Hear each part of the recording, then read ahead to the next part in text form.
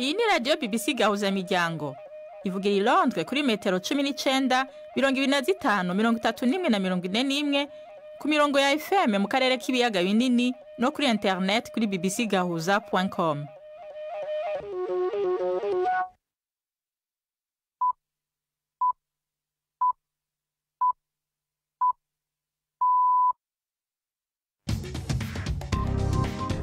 Ubu ni saa 10 n'igice ku isaha mpuzamakungu ya GMT, isaha 12 n'igice mu Rwanda no mu Burundi. Muri kumwe na Nina Iradukunda.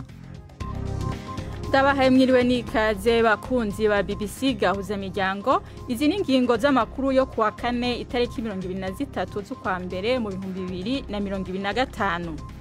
Ingwano zikomeye ziravugwa mu gisagara ca Sake kuva mu gaturuturu kuno musi, aho abanyagihugu bataye ingo zabo bahungira Igoma kubera ibisasu bikomeye byategwa n'ingabo za leta n'abagwanyi ba M23. Umushinjacaha mukuru wa sentare mpuzamakungu mpanavyaha ICC Karim Khan avuga ko azorondera umutahe wo guta muri yompi abarongozi bakuru b'abatalibani muri Afghanistan kubera gutotezwa kw'abagore n'abakobwa. Abanyapalestina benshi bavuye mu ikambi y'impunzi Jenine iri mu karere ka Cisjordania mu gihe igisirikare ca Israel kibandanya gutega igitero bikomeye bigeze ku munsi wavyo wa gatatu. Tubafitiye n'igikino c'urunana. Aya makuru ahagarariwe na Jacques Niyitegeka.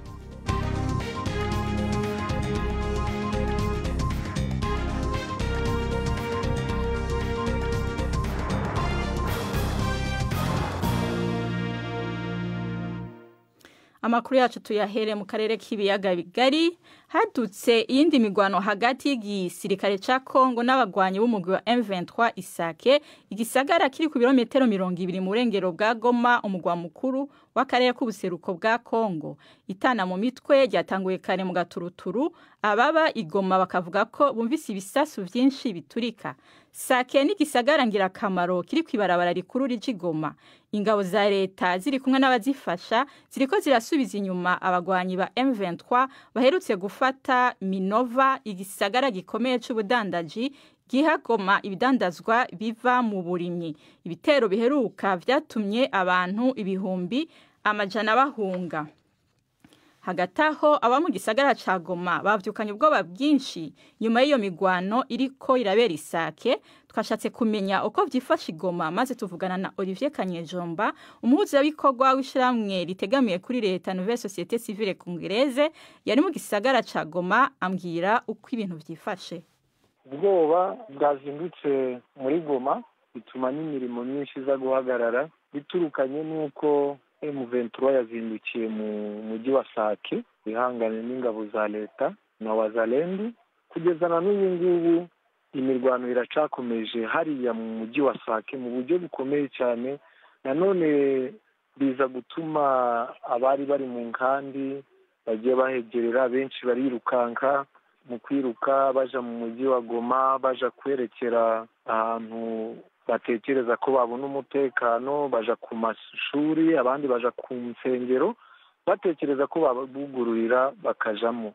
Ariko kugeza na n'ubu umujyi wa Goma uri mu kangaratete, kuko naho bita Ikibumba naho imirwano irakataje cyane. Ibyo mbese nibyo byatumije umuhanda uba uruvunganzoka, abantu batatekereza iyo bashobora kuja gupfa kugenda gusa. None bahunga baja hehe? Ngo barava mu makambi, abandi baba bari muri Sake binjira mu mujyi wa Goma. Urabona ko umujyi wa Goma umaze kuba akantu gatoya gafite za miliyoni z'abantu abagiye baba mu materitwari atandukanye muri za Rucuru, Nyiragongo, Masisi na Kalehe. Hariho abagiye barajamo n'abavuye hariya nyine muri za Minova, bose barunze mu mujyi wa Goma. Ubwo rero bagenda birukanka amabombe ari kugenda arushaho kwiroha mu nkambi z'impunzi. Abo bahunze bava Isake no mu nkengero zaho hariko harabera ingwano, boba baronse ikibafasha kuvaho ingwano yadukiye mu gaturuturu? Urabona kuva mu gitondo n'abantu bashinzwe kubafasha nk'aba humanitaire, abo bantu bose ntabwo babonye uburyo baja no mu mirimo yabo, biturukanye naho urusaku rw'amabombe n'imbunda ziremereye cyane. Ubwo naho nabo bari mu mujyi wa Goma nabo babuze mbese ibintu bakora kugeza ubu nta butabazi na bukeya buhari. Hari abamaze kugwa muri iyo mirwano canke baba bakomeretse? Ubu kusobanura nangwa se gutanga imibare biragoye cyane, gusa ko uyu munsi byagaragaye ko abaturage benshi muri kariya karere ka Sake bagiye bafatwa n'amasasi, benshi bagiye baja mu bitaro tubabona batambuka mu mihanda. Ntabwo mbese umubare usobanutse kuba buryo bavuga ko ari umubare ungana iki waje gukomereka. Tukivuga ku makuru ya Kongo, ibitero by'abagwanyi b'umugwi wa M23 ushigikiwe n'u Rwanda biguma bigwira mu buseruko bwa Republika ya Demokarasi ya Kongo, naho hari amasezerano yo guhagarika ingwano yasinywe mu kwezi k'umunani k'umwaka uheze. Ku wa kabiri M23 yafashe igisagara ca Minova, inzira ihambaye cyane yo gushikana ibifungurwa muri ako karere. Urugero rw'abahunga bava mu mihana yabo rusobanura ko Republika ya Demokarasi ya Kongo ari ya kabiri inyuma ya Sudani, nkuko bivugwa n'ishiramwe mpuzamakungu ONU. Ni inkuru ya Anthony Irungu mushikirizwa na Mark niyo nkuru.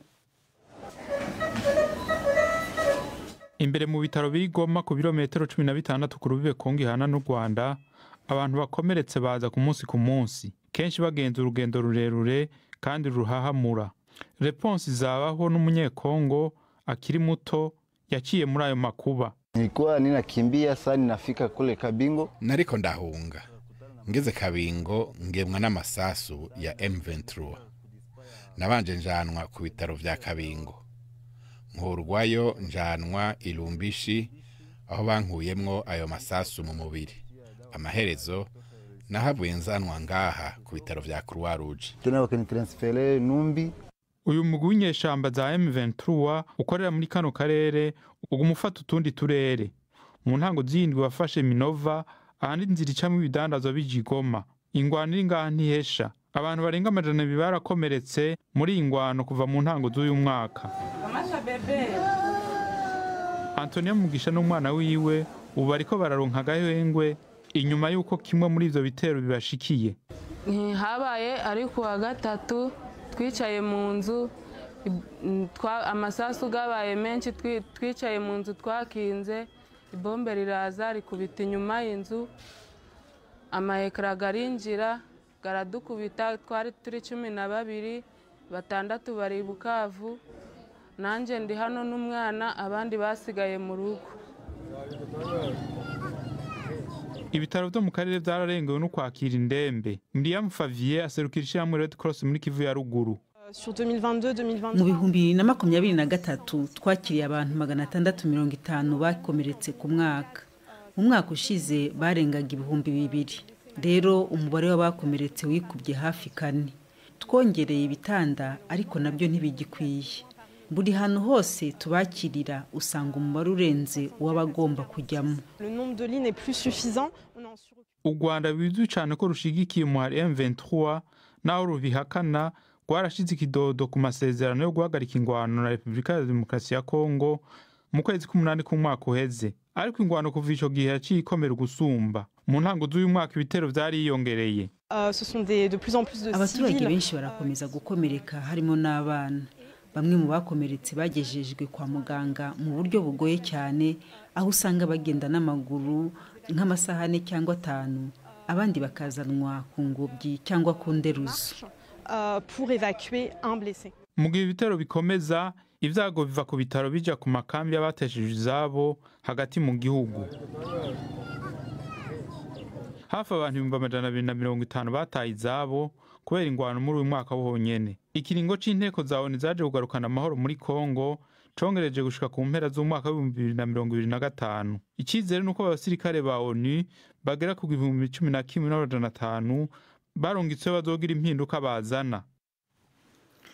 Ni saa 10:38 muri studio za BBC i London. Ni saa 12:38 gashinge karimutse. Mu Rwanda no mu Burundi aya makuru murayumva no kuri Humuriza FM mu Burundi no kuri Kisoro FM mu manuko bwa Uganda. Amakuru yacu arabandanya nyuma y'akaruhuko gato.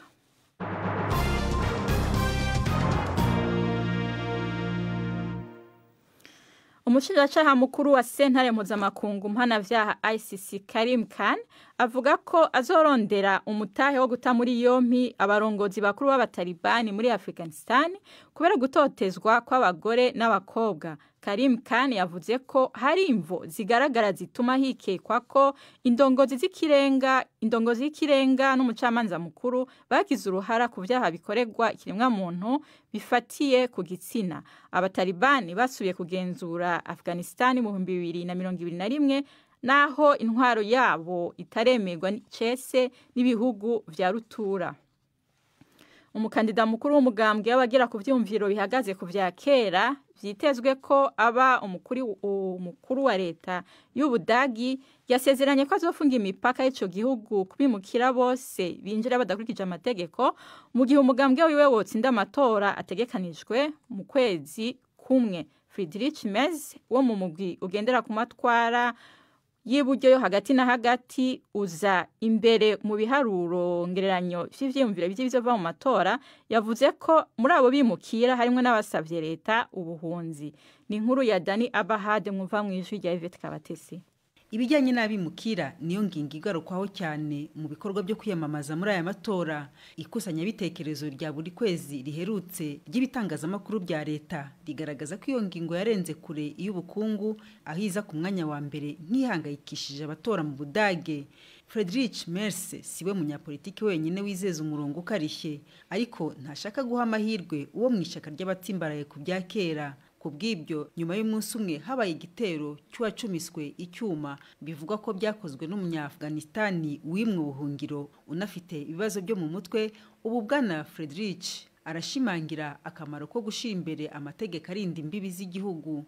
Arashaka kandi ko polisi igira ububasha burenze bwo guta muri yombi abimwe ubuhungiro kandi ko hashirwaho ibigo byinshi byo gufungiramo abantu nk'abo kugeza ubwo boherejwe aho baturutse. Abanyapalestina benshi bavuye mu ikambi y'impunzi y'Jenin iri mu karere ka Cisjordania kabamwe abanyapalestina kigaruriwe na Israel mu gihe igisirikare ca Israel kibandanya kugaba ibitero bikomeye bigeze ku munsi wavyo wa gatatu. Guverineri wa Jenin yavuze ko ababa muri iyo kambi batanguye kuvayo inyuma yaho igisirikare ca Israel gitangiye amategeko yo gukinjura gikoresheje ivyuma bishikana amajwi kure vyari ku ndege zitajamwe abadereva n'imiduga. Ariko ico gisirikare cavuze ko kitazi vy'itegeko na rimwe ryo gusaba abantu gukinjura. Ingabo zari zavuze kare ko zishe abanyapalestina babiri bitwaje ibigwanisho bagavye igitero caguyemwo abantu benshi mu ntango z'uku kwezi. Amakuru ava mu binyamakuru vyo muri Israel avuga ko ingabo za Israel IDF ziriko zisaba ko zongerwa imisi 30 yo gukura ingabo zabo muri Libani, imisi mikeya imbere yuko umunsi ntarengwa wo kuzikurayo wumvikanywe mu masezerano yo guhagarika intambara na Hezbollah ushika.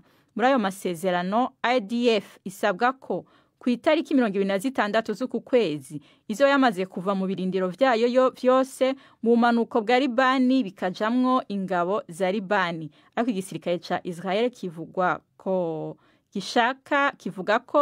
gishaka kongerwa iyindi misi yo gutahura no gusambura ibigwanisho vya Hezbollah. Uno mwanya wo kumviriza ikiganiro c'urunana.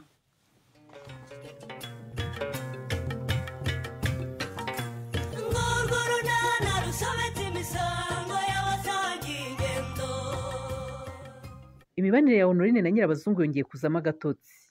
Anyise uhangayikiye ubuzima bwa Chris. N'urunana. Urambazaho Karemera na mukwe bagiye sembana nabo mujyana. Nashaka kureba uko umwana ameze nyuma yuko ava mu bitaro. Nari nketse ko baba bamuzanye ahangaha. Mbona ari ukunda kumusigarana iyo badahari. Uyu munsi rero ntawe banzaniye. Byagenze bitera kwa kenshi yabaga yibereye ahangaha. Hewe mperutse gushira utuneke kuzukuru kanjye. Nuko se na nyina baranyihaniza ngo sinzongere kumugaburira, ngira ngo rero bagize isoni zo kumuzana kandi bazi ko banyihanije ku mwana wabo. Ubwo se Karemera na Honorine bafashwe n'ibiki byatumye bakubwira batyora?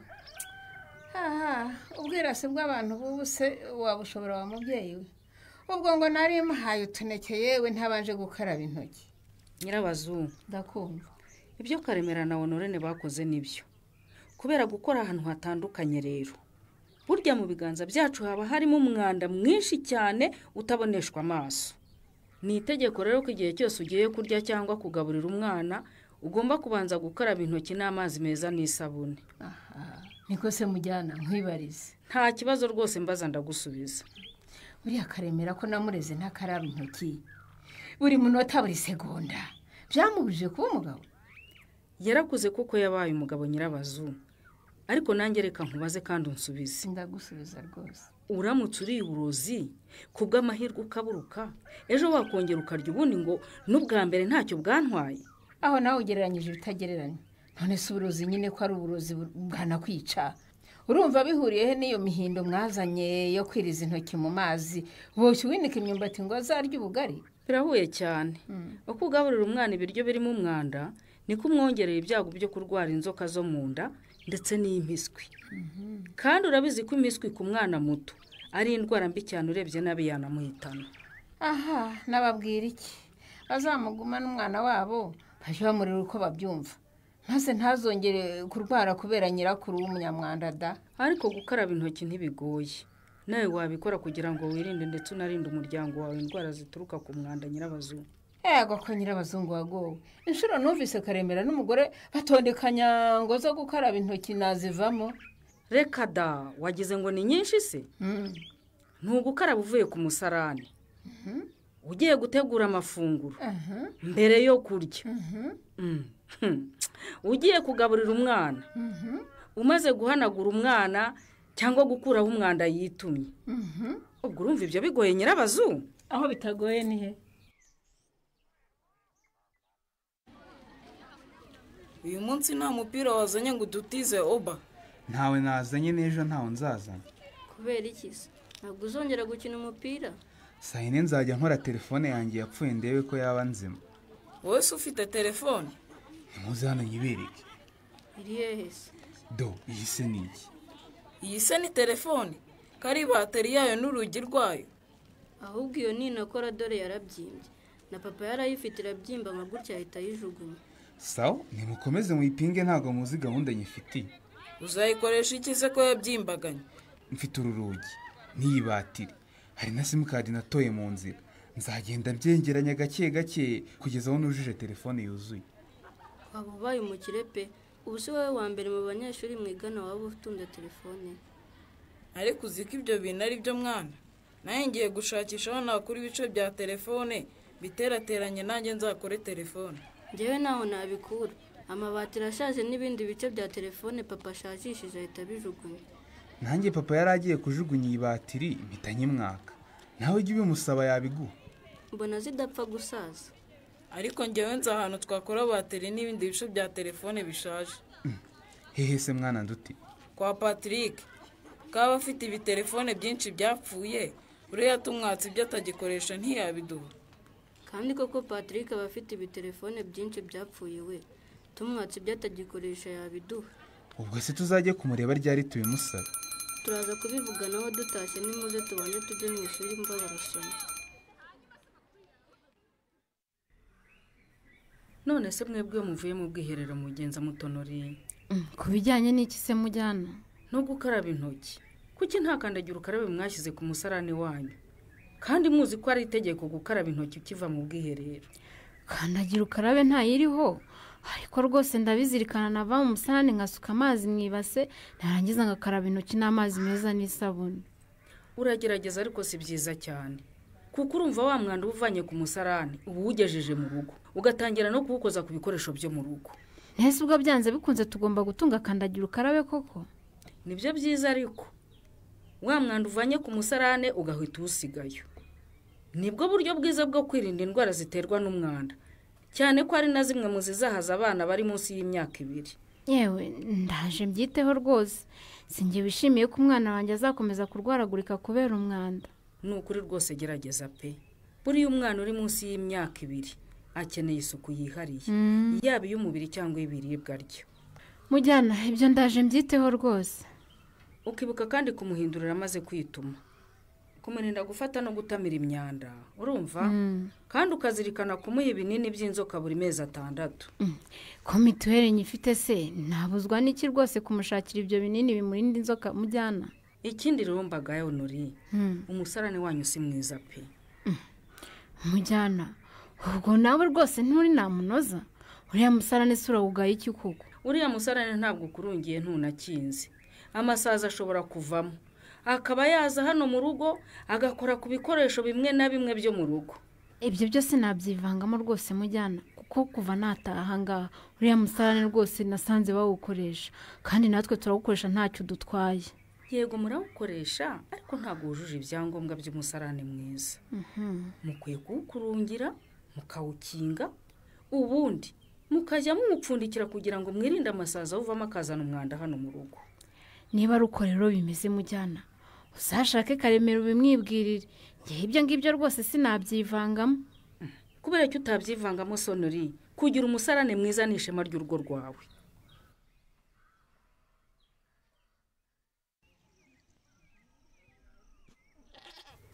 Umva Budensi ya Nadi nsohoka se ngo ngeye ukajya no kota akazuba sha ubuse ntuzarwara umusonga kubera kwirirwa muri iki cyumba. Iyo numva nshaka akazuba njya mu gikari nkicarayo ariko sinshobora kwibeshya ngo ndenge irembo pe. Sha waragowe muvandi ariko ihangane uko imvura yagwa kose birangira ihise. Niba uzabisohokamo neza wongere kugenda nawe ntawe wihishahisha. Ese ubundi hanze habavuga iki Bude? Hari abamenye uko byagenze se? Sha ntabo pe amusanga bavuga ngo nabazimu biwanyu badashaka kurongorwa abandi bishyizemo mukuru wanjye Sorina ngo niwe wakuroze abandi bakavuga ibigambo utamenya gusa impamvu nyamukuru ntawe uyizi.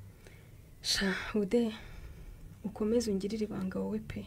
Humura uretse umuryango wanjye wonyine nta wundi muntu n'uyu n'umwe wera wiraburuza uko ibyanjye byagenze uretse wowe muvandimwe. Rero urambemo rwose ntuzanshyire hanze ndakwinginze. Anye kumva nabigukora koko uretse n'uyu munsi kuva kera wigeze unkekamo umuhemu. Oya bambe ndakuzi wowe uri imfura ntiwabinkora Bude ndakuzi pe.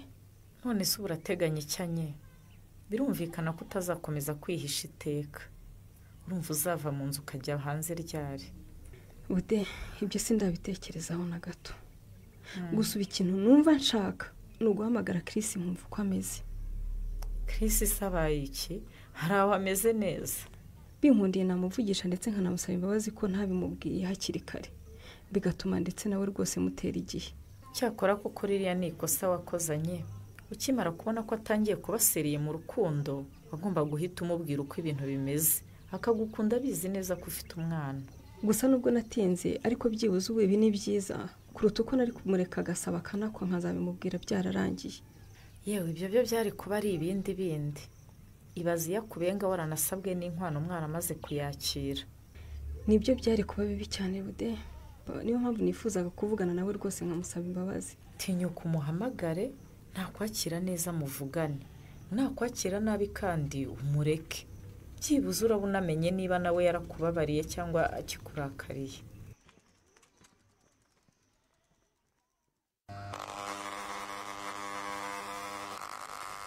Kogosha ubusa se Patri. Iyi mashini yari yapfuye maze kuyikora ndi gusuzuma niba yakize. Ese burya ni imashini zogosha uzi kuzikora? Njye ndi tekinisiye karifiye nta kintu ntazi gukora. Gusa niba muje kwiyogoshesha ntimugire ikibazo rwose imashini zirahari. Ntabwo tuje kwiyogoshesha. Mutangiye kuza gutaramira ku gasima mukiri bipetisha basha iwanyu bazabavuna. Ntabwo tuje kwicara mu isantere tuje kwisabira amabora. Amabora ameze atese basha. Ko tujya tubona ufite ibibateri bya telefone zapfuye watwihereye bimwe muri byo utagikoresha. Nibice bya radio, insinga, ibitanda bya telefone, bese nyine ibikoresho by'ikoranabuhanga utagikoresha ushatse wabitwihera. None sibyo bisigazwa by'amatelefone n'amaradiyo byashaje mashaka kubikoresha iki? Natwe turashaka kwiga ubutekinisiye nkawe ngo tuzaba abatekinisiye karifi. Muzanye ibiceri se? Byo gukora iki? Byo kugura amaboro nyine. Nta mafaranga dufite Patiri twumvaga waduha nyine nk'ibyashaje utagikoresha tukajya kwigeragereza. Nta cyucyo busabasha. Nimushaka mu mpena desa zonyine ariko rwose muyambe. Nta n'ijana dufite na 50 ntayo dufite. kereka ukoreye Imana ukabiduhera ubuntu. Rero Imana ngaho nimubanze mukubure hano muri saro. Iyi myanda yose mushyirare muri kiriya kipuperi. Nimurangiza kandi mukorope. Iyi rero tukwereka ukuntu twakubura vuba vuba nk'umunota umwe rwose tukaba turarangije. Mushaka umwena hariya kwibaraza hose muhakubure. Urumva? Mukuru nari ya mashashi yose.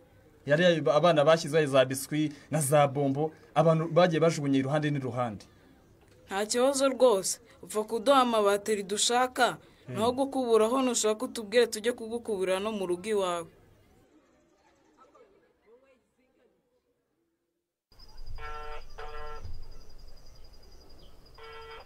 Mwihorere ubwo ntashaka kumvugisha rega bude. Reka nongere muhamagara irindi rimwe. Werekeraho Budensia. Umuntu wahamagaye kabiri atagufata. Burya nushaka kujya umwihorera. Kuko ashobora kuba atayegereye cyangwa akaba arimo no kwanga kuyifata ku bushake. Ubuse Chris yaba yangira iki kumfata? None se wewe ko turi inshuti bude kandi arabizi neza ko ari wowe wari kubimbera marene. Wasanga rero yabiketse ko turi kumwe cyangwa kumva ko niyo twaba tutari kumwe ugiye kumuganiriza ku bibazo byanjye. Ariko nawe wimukabirizanye.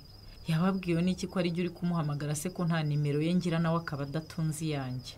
Nyine wasanga yarebye ko akunda umuntu yigira nkaho agiye koherereza undi amafaranga bakamwereka amazina. Arwana n'iki subwo? Ahise ampamagara we. Iyi nimero si iye se? Ye? Iyi niyo twari turimo guhamagara. Iyi ni iye rwose. Mwita mumubwire ko turi kumwe nshaka kumuvugisha wumva icyo avuga bude mubwire sha. Yes, hello. Ninde tuvugana? Ni Budensiana. Ndi inshuti ya Nyesi wa Risheri. Ndakuzi cyane Budensia. Nturi madamu wa Philippe Suri ucuruza mu isantere? Yego niki. Amakuru ni meza. Nari nasuye Nyesi twarimo tuganira. Rero ambwira ko ashaka kukuvugishaho gato. Ko iki ashaka kumvugisha akabanza guca kuri wowe? Nta nimero yanjye agira? Urabona nyine uko byagenze byabaye ibintu bibi cyane. Buri ukuntu byagenze arabizi ko byakubabaje unafata icyemezo gikomeye gusa ariko twarabanye igihe kinini dukundana. Ndabizi rwose. Na mbere yuko dukundana twari tumaze igihe kinini tuziranye. Sinumva ukuntu yabuze umwanya wo kumbwira ibintu bikomeye nka biriya ku buryo bimbwira ku munota wanyu. Ni amakosa rwose nawe arayemera kandi aranayasabira imbabazi. Ndamukunda arabizi ariko mubwire ko ntarabona icyo kuvuga kuko sindamara kwakira ibyambayeho. Byibuze se mubwire ko numara kwiyakira muzasubukura gahunda z'ubukwe. Chris ko aryumyeho Nyesi arakora iki? Ntuzacwe n'ikiganiro Urunana cy'ubutaha. Ikinamico Urunana mwitegurirwa n'umuryango Urunana Development Communication mukayikurikira kuri radio BBC kuwa 2 no kuwa 4 saa 12:45 z'umugoroba. Ikinamico Urunana kandi mwayikurikira kuri YouTube. Kuyigeraho andika ijambo Ikinamico Urunana official maze utange n'ibitekerezo. Uramutse ufite ikibazo cyangwa igitekerezo kandi wifuza kutugezaho watwohereza ubutumwa bugufi bwanditse kuri telefone igendanwa 0783 18 10 64. Mushobora kandi kunyuza ubutumwa kuri page yacu ya Facebook. Kuyigeraho no kwandika ijambo Urunana. Tubibutse ko tubagezaho ikiganiro gikuyemo ibice by'Urunana twumvise mu cyumweru. Icyo kiganiro tukibagezaho ku cyumweru saa 9:30 za mu gitondo na saa 11 z'umugoroba kuri BBC. Dusubikiye ikiganiro Urunana cy'uyu munsi naho butaha. Barakoze abo mu gikino cy'Urunana. Imbere yo ko ndabasezera nkundira ndabibutse incamake z'aya makuru.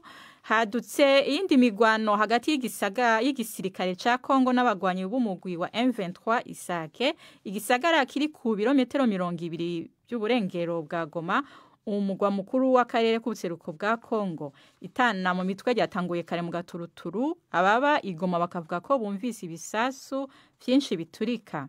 Umushinjacaha mukuru wa sentare mpuzamakungu ICC Karim Khan avuga ko azorondera umutahe wo guta muri yompi abarongozi bakuru b'abatalibani muri Afghanistan kubera ugutotezwa kw'abagore n'abakobwa. Abanyapalestina benshi bavuye mu ikambi y'impunzi y'Jenine iri mu karere ka Cisjordania mu gihe igisirikare ca Israel kibandanya kugaba ibitero bikomeye bigeze ku munsi wavyo wa gatatu. aya makuru yacagarukiye ngaha yarahagarariwe na Jacques Nitegeka mu buhinga bw'ivyuma twafashijwe na Suzanne Lennon mwakoze gutega yompi mu gijoro giza mwese na Gahwane.